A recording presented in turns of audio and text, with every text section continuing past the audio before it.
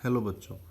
तो कल मैंने डिफरेंशिएशन के आपको कुछ 2-3 बेसिक रूल बताए थे। उन्हीं बेसिक रूल्स का यूज़ करके आज हम लोग एक दो एग्जाम्पल सोल्व करेंगे ताकि आपको समझ में आ जाए डिफरेंशिएशन थोड़ा बहुत। ठीक है, तो एग्जाम्पल स्टार्ट कुछ ऐसे हो रहे हैं। आपको दो फंक्शन गिवन है। पहला है y is equals to x to the power 5 plus x to the power 3 plus 10, और दूसरा फंक्शन है y is equals to 5x to the power 4 plus 3 into x to the power 3/2 plus 6x। ठीक है, और इनका आपको dy upon dx निकालना है। तो सबसे पहले अपन फर्स्ट फंक्शन लेते हैं y is equals to x5 plus x3 plus 10। अब आप dy बाई dx निकालिए। ठीक है, तो ये समेशन वाला फॉर्मूला लग जाएगा। यहाँ पे समेशन सम हो रखा है तीनों क्वांटिटीज़ का, तीनों वेरिएबल्स का, तो आप डिफ्रेंशिएशन तीनों का अलग अलग कर सकते हो। ठीक है, तो तीनों का अलग अलग डिफ्रेंशिएशन आपने लिख दिया। D upon d x of x to the power 5 plus d upon d x of x to the power 3 plus d upon d x of 10। अब यहाँ आपके कॉमन फॉर्मूले लगेंगे। सबसे पहले देखो 10 एक कांस्टेंट क्वांटिटी है, और कांस्टेंट क्वांटिटी का डिफरेंशिएशन मैंने कल कितना बताया था, 0, तो 0 आ गया। यहाँ x टू द पावर 3 है।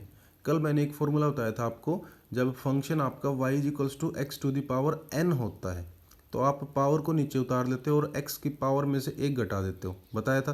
ठीक है, तो सेम टू सेम यहाँ पे x टू द पावर 5 और x टू द पावर 3 के लिए लगेगा। आप x to the power 5 solve करते हैं तो 5 आपने आगे उतार लिया और x की 5 में से एक घटा दिया। Same to same x cube है तो 3 आगे आ गया और x की 3 में से एक घटा दिया। तो लास्ट में आपका d y upon d x का आंसर बचेगा 5x to the power 4 plus 3x square. ठीक है, तो ये पहला फंक्शन सोल्व हुआ। अब बारी आती है दूसरे फंक्शन की। ठीक है, तो दूसरा फंक्शन है y is equals to 5x to the power 4 plus 3x to the power 3/2 plus 6x। ठीक है, फिर से सम हो रखा है वेरिएबल्स का। ठीक है, अगर आप डिफ्रेंशिएशन करोगे तो तीनों का अलग अलग डिफ्रेंशिएशन कर सकते हो। तो सबसे पहले अलग अलग डिफ्रेंशिएशन लिखते हैं। तो सबसे पहला रूल कल मैंने बताया था आपको, कांस्टेंट का डिफ्रेंशिएशन 0 होता है। और दूसरा ये बताया था कि अगर कांस्टेंट किसी क्वांटिटी के साथ मल्टीप्लाई हो रखा है तो वो कांस्टेंट डिफ्रेंशिएशन से बाहर आएगा। अब आपको दिख रहा होगा इस फंक्शन में 5, 3 और 6 तीनों के तीनों कांस्टेंट है, तो वो तीनों के तीनों डिफ्रेंशिएशन से बाहर आ जाएंगे। तो सबसे पहला डिफ्रेंशिएशन आप कैसे लिख सकते हो, 5 d by d x of x to the power 4 plus 3 d by d x of x to the power 3/2 plus 6 d by d x of x. आपने 5, 3 और 6 तीनों कॉन्स्टेंट्स को बाहर निकाल लिया। अब सबसे लास्ट वाला आसान हो गया, D x upon d x 1 आ गया, तो 6 आंसर बच गया। अब इसमें फिर से जनरल फॉर्मूला लगा दो, पावर को आगे उतार दो और पावर का ही एक घटा दो। तो 5 तो पहले से ही था, 4 नीचे आ गया और x टू द पावर 4-1। ठीक है, दूसरे में 3 पहले से ही था, 3/2 नीचे आ गया और x to the power 3/2-1 plus 6। और जब आप इस सारे को सोल्व करोगे तो d y upon d x आपका हो जाएगा 20x³ plus 9/2 x to the power 1/2 plus 6। ठीक है, ये डिफ्रेंशिएशन है जनरल सा, आपको इतना ज़्यादा अभी ध्यान देने की जरूरत है नहीं। धीरे धीरे जैसे जैसे आपके आगे चलते जाएंगे मैं आपको इनका यूज़ बताता चला जाऊँगा। अभी आप सिर्फ ये ध्यान रखना डिफ्रेंशिएशन कैसे होता है। ठीक है, अब कुछ डायरेक्ट रिजल्ट्स हैं। ठीक है, जो डायरेक्ट आप लोग याद रखोगे कि अगर फंक्शन साइन एक्स है तो उसका डिफ्रेंशिएशन कोस एक्स होगा।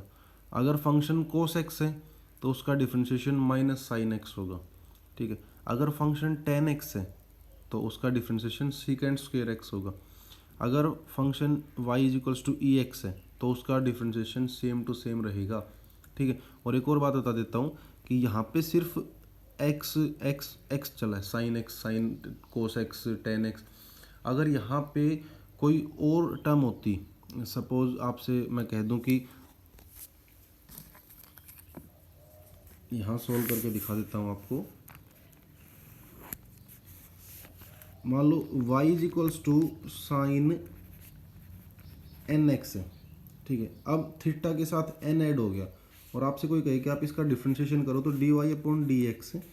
तो साइन एक्स का डिफ्रेंशिएशन कितना होता है, कोस एक्स, तो यहाँ आ जाएगा कोस एक्स और एन एक्स। ठीक है, लेकिन आपको जो एन एक्स है ना उसका डिफ्रेंशिएशन भी करना पड़ेगा, तो आप क्या लिखोगे, d upon d x of n x. ठीक है, अब n कांस्टेंट होता है तो n आ जाएगा बाहर लास्ट में आपका आंसर बचेगा n कोस nx और dx अपॉन dx, ये फिर से 1 हो जाएगा, तो लास्ट में आंसर बचेगा n कोस nx। ठीक है, तो अगर कभी भी इनका थीटा गिवन हो nx nx nx या nx, तो आपको उस का भी डिफ्रेंशिएशन करना पड़ेगा अलग से। ठीक है, कुछ इस तरह।